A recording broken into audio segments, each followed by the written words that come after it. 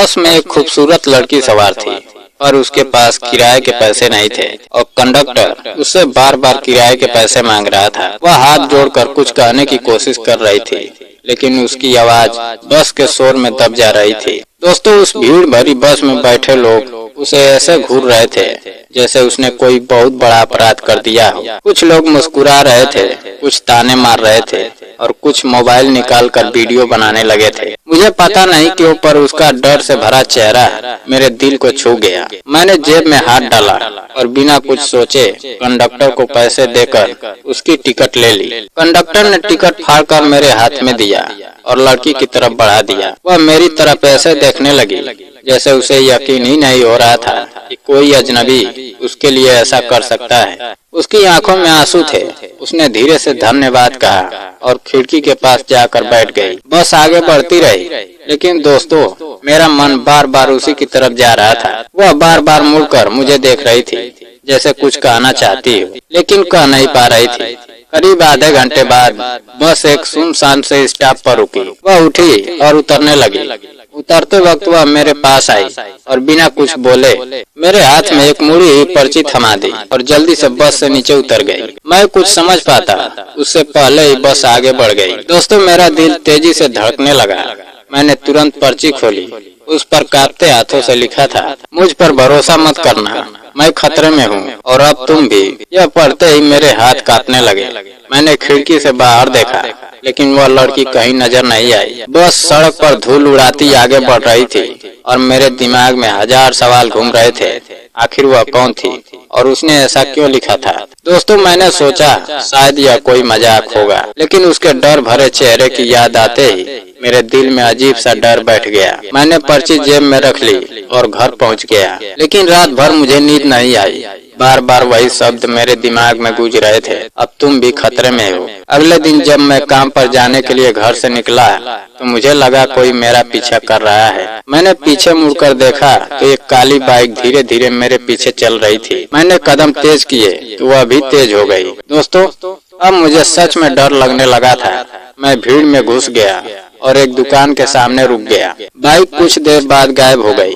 मैंने राहत की सांस ली, लेकिन तभी मेरे फोन पर एक अनजान नंबर से मैसेज आया, पर्ची पढ़ लेना, अब सच जानना चाहते हो तो आज रात पुराने बस डिपो आ जाना। मेरे पैरों तले जमीन खिसक गई। मुझे समझ नहीं आ रहा था क्या करूं, पुलिस के पास जाऊं या सब भूल जाऊं। लेकिन दोस्तों, इंसान की सबसे बड़ी कमजोरी उसकी जिज्ञासा होती है और वही मेरे साथ हुआ। रात होते ही मैं डरते डरते पुराने बस डिपो पहुंच गया। वहाँ अंधेरा था, टूटी बसें खड़ी थी और चारों तरफ सन्नाटा था। तभी पीछे से वही लड़की सामने आ गई। उसने काले कपड़े पहने थे और चेहरा ढका हुआ था। उसने कहा, मुझे पता था तुम आओगे क्योंकि तुम अच्छे इंसान हो। मैंने घबरा कर पूछा, आखिर चल क्या रहा है, तुमने मुझे क्यों फंसाया? वह कुछ बोलती उससे पहले अचानक चारों तरफ से कुछ लोग निकल आए। उनके हाथों में हथियार थे।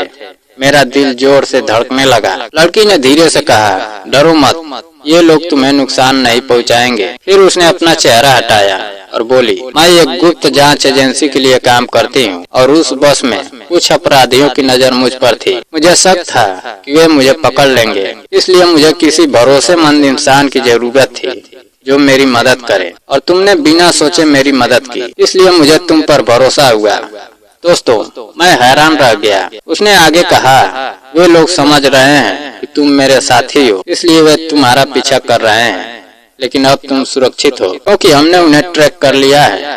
तभी पुलिस की गाड़ियों की आवाज आई और चारों तरफ से सायरन गूंजने लगे। कुछ ही मिनटों में पूरा डिपो पुलिस से घिर गया और उन अपराधियों को पकड़ लिया गया।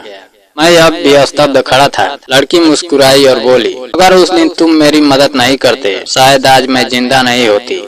मैंने राहत की सांस ली और पूछा, तो अब सब खत्म हो गया? वह हल्के से मुस्कुराई और बोली, अभी नहीं, असली खेल तो अब शुरू होगा, क्योंकि जिस गैंग को हमने पकड़ा है उसके पीछे बहुत बड़ा नेटवर्क है और शायद हमें फिर तुम्हारी मदद चाहिए होगी। दोस्तों, यह सुनकर मैं चौंक गया।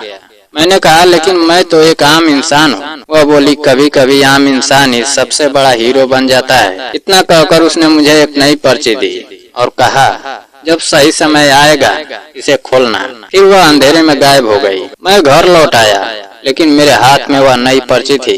कई दिन बीत गए, सब कुछ सामान्य लगने लगा। मैंने सोचा शायद अब सब खत्म हो गया है, लेकिन एक रात जब मैं सोने जा रहा था तभी मेरे दरवाजे पर जोरदार दस्तक हुई। मेरा दिल धड़क उठा। मैंने दरवाजा खोला तो सामने पुलिस खड़ी थी। उन्होंने कहा आपको हमारे साथ चलना होगा। मैंने घबरा कर पूछा क्यों, क्या हुआ? तभी उनमें से एक अधिकारी ने कहा जिस लड़की की आपने मदद की थी वह कल रात से गायब हो गई है और उसके कमरे से जो आखिरी चीज मिली है वह यही पर्ची है। उन्होंने मेरे हाथ की पर्ची की तरफ इशारा किया। मेरे होश उड़ गए। मैंने कांपते हाथों से पर्ची खोली। उस पर लिखा था अगर मैं गायब हो जाऊं तो समझ जाना असली दुश्मन तुम्हारे बहुत करीब है। यह पढ़ते ही दोस्तों मेरे पैरों तले जमीन खिसक गई, क्योंकि उसी वक्त मुझे एहसास हुआ कमरे में मेरे ठीक पीछे कोई खड़ा है और जैसे ही मुड़ा तो जो मैंने देखा उससे मेरी रूह कांप गई। इस कहानी का पार्ट 2 सुनने के लिए इस वीडियो को लाइक और सब्सक्राइब करें ताकि मैं दूसरा पार्ट जल्द ला सकूं। धन्यवाद।